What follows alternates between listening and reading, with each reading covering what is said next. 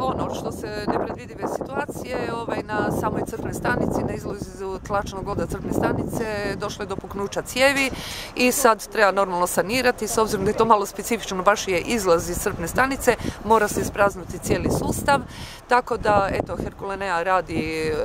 te radove, čekaju jedan dio da im dođe iz Zagreba, da bi se održavao cijeli sustav, znači nije zatvorena voda, nije ništa, sustav funkcionira, evo cisterne prazne, održavaju sustav, da upravo ne bi došlo do havarije, da ne bi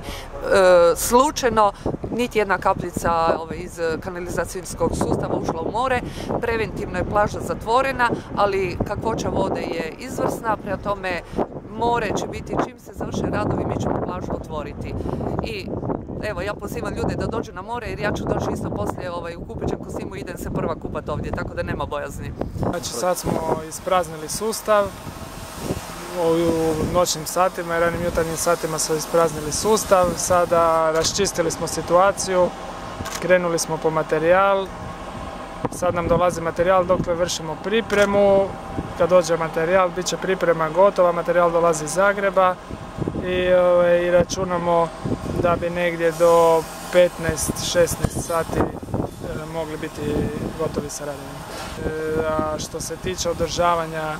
nivoa da ne prelije u more, tu imamo određeni broj fekaljera ovdje iz Pule i okolice, dolaze nam fekaljere iz Poreča, Rovinja, Buja, da ne bi sad nekoga i Umaga, da ne bi nekog zaboravio, uglavnom njima se moramo zahvaliti, tako da računamo da ćemo uspjeti odraditi radove bez da dođe do priljevanja u more. Znači sada je zabranjeno kupanje samo iz predostrožnosti.